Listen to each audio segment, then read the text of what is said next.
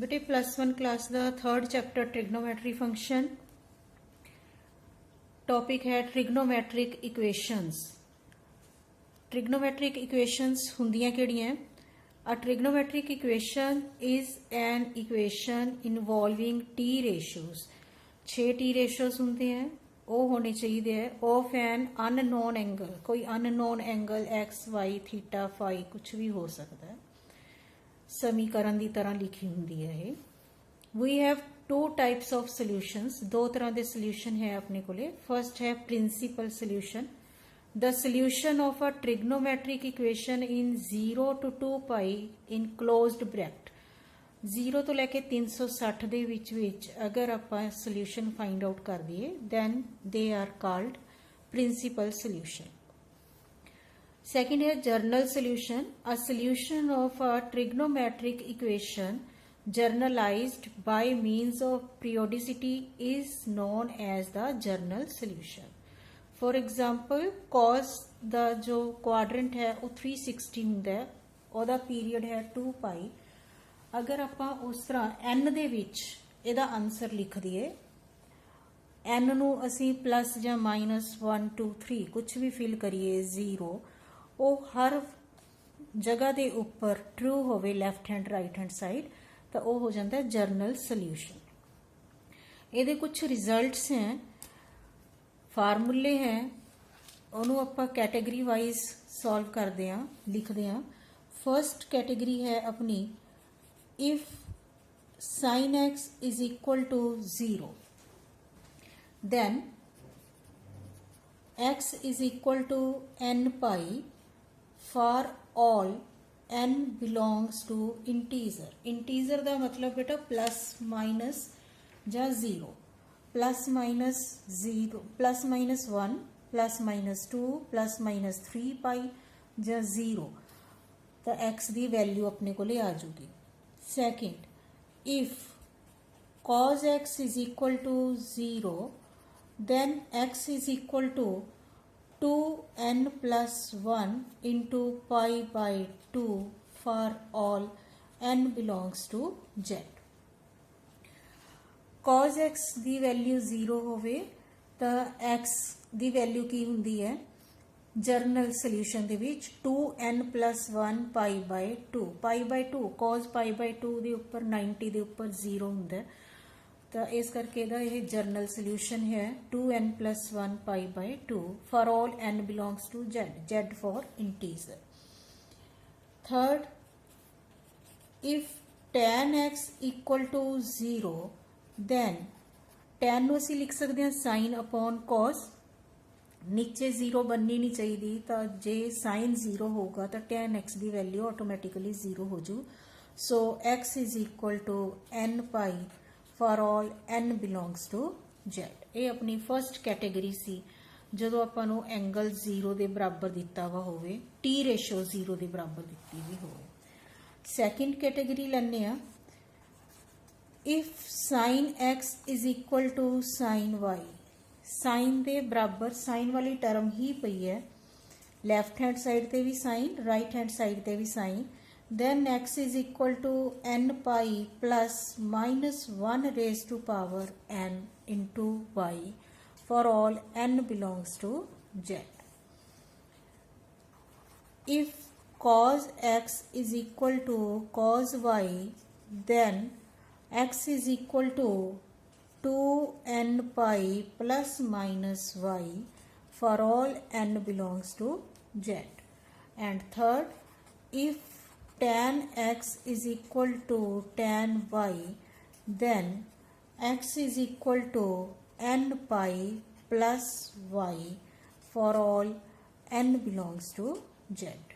ये फार्मूले हैं, ये याद रखने पैणगे, फिर आप जर्नल सॉल्यूशन फाइंड आउट कर सकते हैं। थर्ड कैटेगरी है if sine square x is equal to sine square y then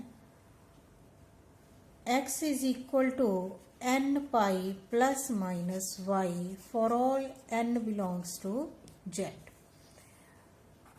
if cos square x is equal to cos square y then x is equal to n pi plus minus y for all n belongs to z, and if tan square x is equal to tan square y, then x is equal to n pi plus minus y for all n belongs to z। तो जो third category है ਇਹਦੇ ਵਿੱਚ ਸਭ ਦਾ same answer ਹੀ ਆ ਰਿਹਾ ਹੈ, easy ਹੈ ਇਹ ਯਾਦ ਰੱਖਣਾ, x is equal to n pi plus minus y। ਹੁਣ ਇਹਨਾਂ ਨੂੰ ਅਪਲਾਈ ਕਿਵੇਂ ਕਰਨਾ ਹੈ, ਆਪਾਂ ਐਕਸਰਸਾਈਜ਼ 3.4 ਇਹ ਸਟਾਰਟ ਕਰਨ ਲੱਗੇ ਹਾਂ। NCERT ਦੀ ਬੁੱਕ एक्सरसाइज 3.4 जो फर्स्ट टाइप के क्वेश्चन है बेटा ਉਹਦੇ ਵਿੱਚ फर्स्ट क्वेश्चन ਆਪਾਂ ਲੈਣੇ ਆ, फाइंड द प्रिंसिपल सॉल्यूशन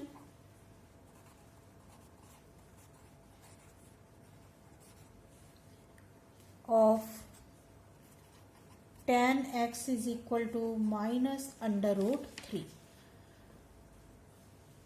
चलो नाल दी नाल जर्नल सोल्यूशन भी कढ़ लेने आ। Find the principal solution and general solution of tan x equal to plus under root 3। Simple जा क्वेश्चन लेके स्टार्ट करते हैं।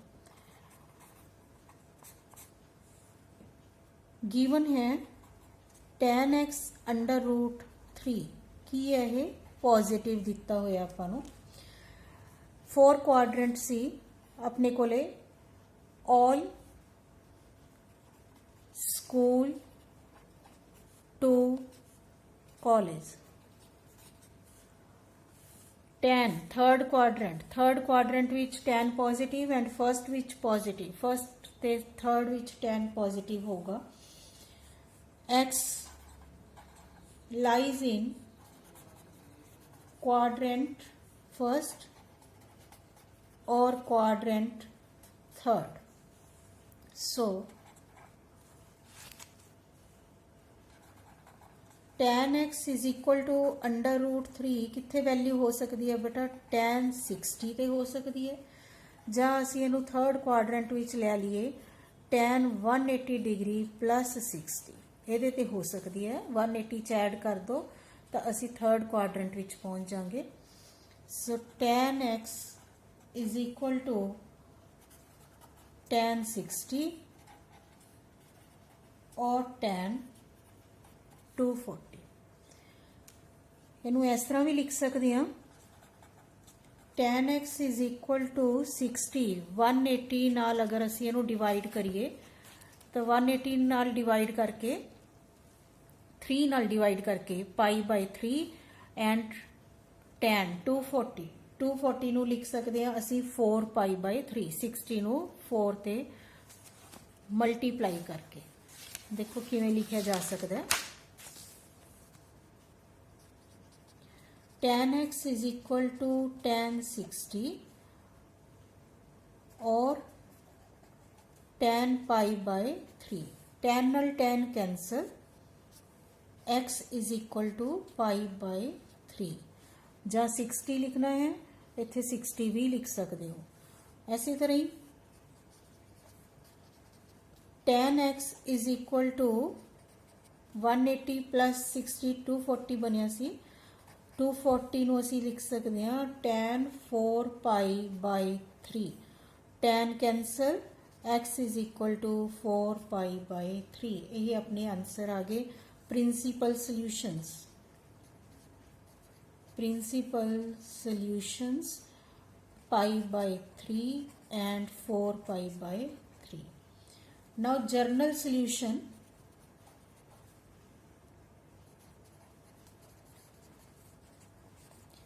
tan x is equal to tan pi by 3। it implies अगर tan ਦੀ value tan ਦੇ बराबर ही होवे, tan x is equal to tan y, then x equal to n pi plus y। तो ये वाला फार्मूला असी लगाने x is equal to, x की जगह ते x ही है, n pi plus minus y की जगह ते pi by 3 है, for all n belongs to z। That is our general solution.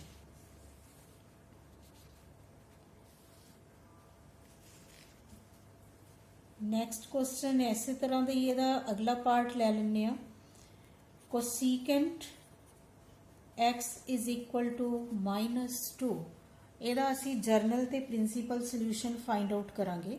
ਇਹਨੂੰ ਪਹਿਲਾਂ ਸਾਈਨ ਦੇ ਵਿੱਚ ਕਨਵਰਟ ਕਰ ਲੈਂਦੇ ਆ। sin x is equal to -1/2 तो sin x की आ गया नेगेटिव। साइन का जो क्वाड्रेंट है वो सेकंड क्वाड्रेंट होंगे पॉजिटिव का। It means it lies between x lies in quadrant third और क्वाड्रेंट फोर्थ। थर्ड या फोर्थ क्वाड्रेंट विच ये अप्लाई होगा।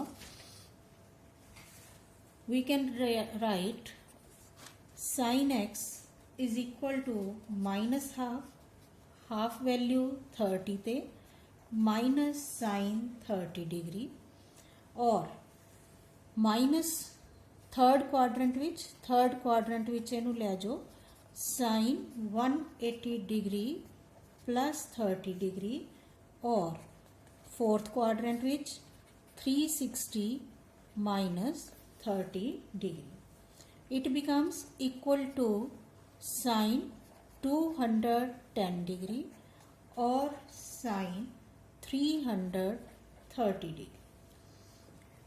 210 और 330 degree.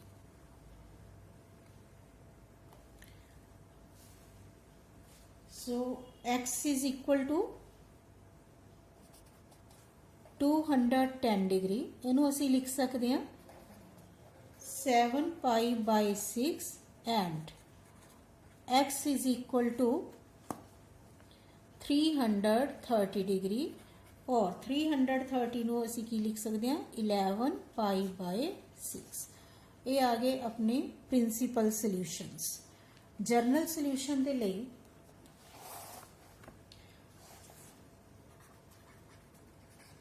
For journal solution sin x is equal to -1/2 is equal to minus sin π/6। sin minus theta is equal to minus sin theta। तो इनू असी इस तरह भी लिख सकते हैं sin x is equal to sin minus π/6। sin x is equal to sin y formula एक बार इत्थे फिर लिख लेने आ। we know sin x is equal to sin y, then x is equal to n pi plus minus 1 raised to power n into y for all n belongs to z. So x is equal to n pi plus minus 1 raised to power n into y की जगह है -π/6 for all n belongs to z. That is our general solution.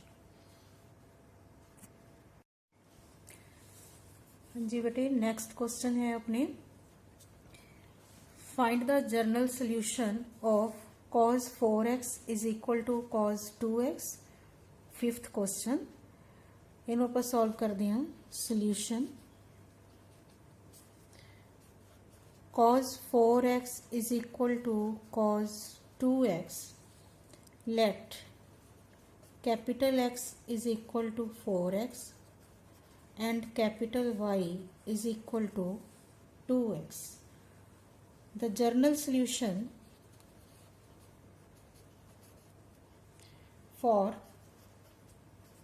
cos x equal to cos y is x is equal to 2n pi plus minus y for all n belongs to z। Apply कर दो इत्थे x की जगह है 4x 2n pi plus minus y की जगह है 2x।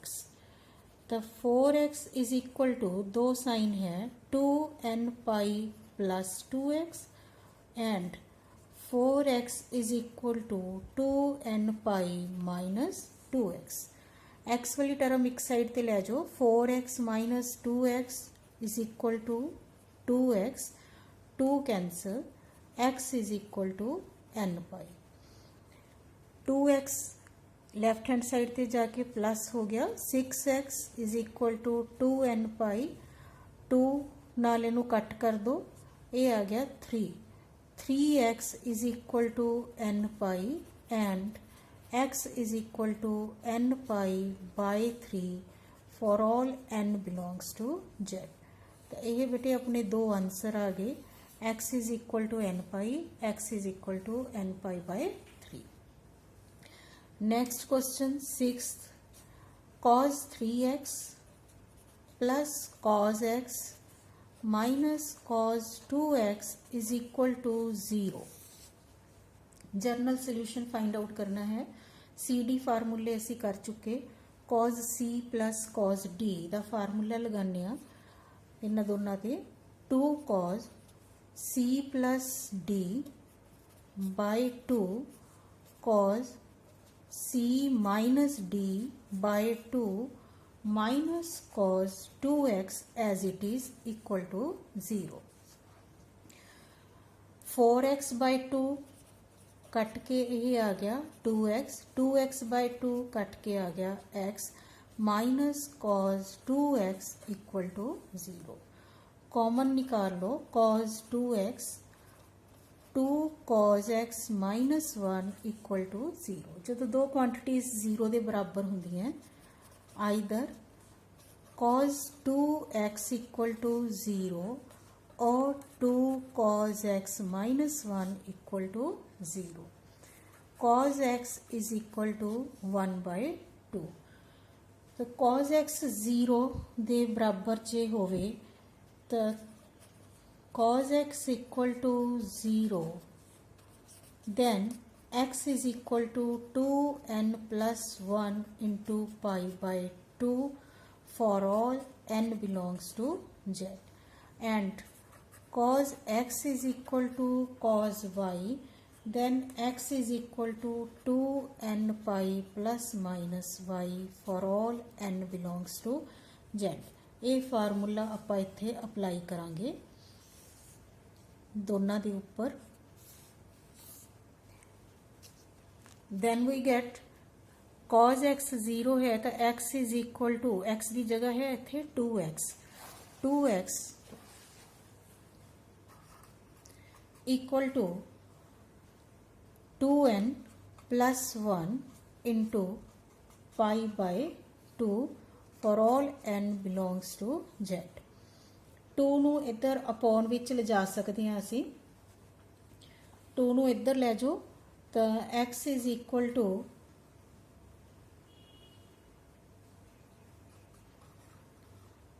2n plus 1 pi by 4 for all n belongs to z। ये आ गया अपना first solution. Second, cos x is equal to half, half value होंगी है पाई बाई 3 ते, तो उत्थे फार्मूला अप्लाई करते हैं, x is equal to 2n pi plus minus pi by 3। ये आ गया अपना जर्नल सोल्यूशन। फार्मूले दे विच सिर्फ वैल्यू ही फिल करनी है, होर इहदे विच कोई मुश्किल वाली गल नहीं है। नैक्सट क्वेश्चन सी अपना secant square 2x is equal to 1 minus tan 2x। तो बेटे फार्मूला असी किता होया secant square theta minus tan square theta is equal to 1। ਇਹਦੇ ਵਿੱਚ ਸੀਕੈਂਟ ਸਕੁਏਅਰ ਥੀਟਾ ਦੀ ਵੈਲਿਊ ਅਸੀਂ ਫਾਈਂਡ ਆਊਟ ਕਰ ਸਕਦੇ ਹਾਂ 1 plus tan square theta.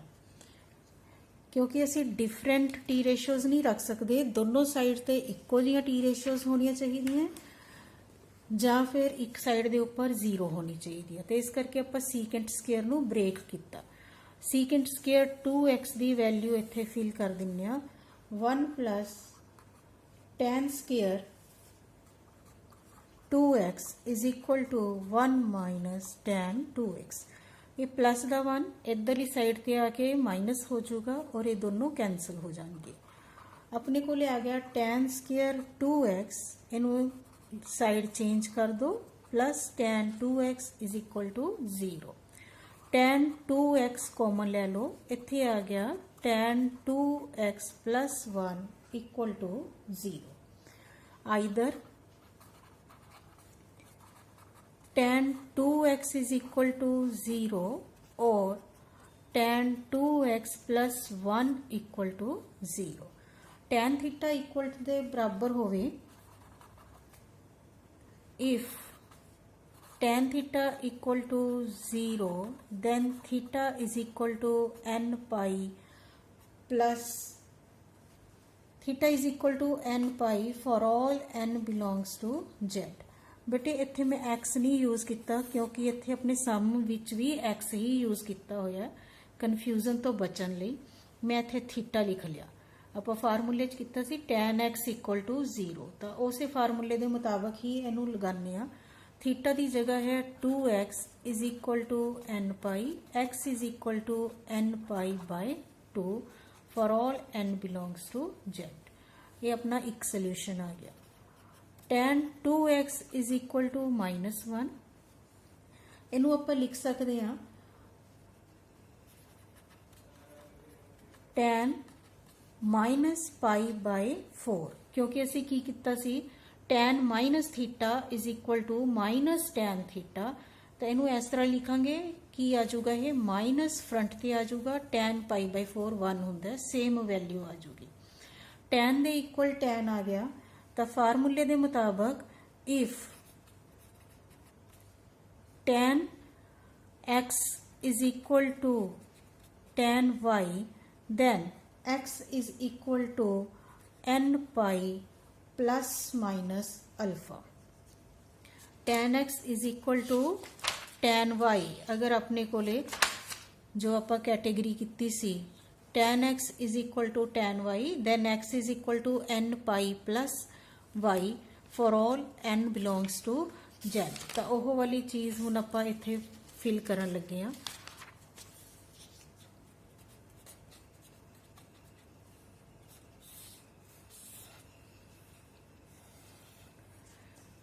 To x is equal to n pi plus into minus pi by 4 for all n belongs to z। x is equal to 2 upon चला गया n pi by 2 plus into minus minus 2 upon चला गया pi by 8 for all n belongs to z। यही अपने दो answer आ गए। तो ये general solution and principal solution दे नाल अपनी ट्रिग्नोमैट्री का टॉपिक कंप्लीट हो गया। I hope you all understand. Thank you.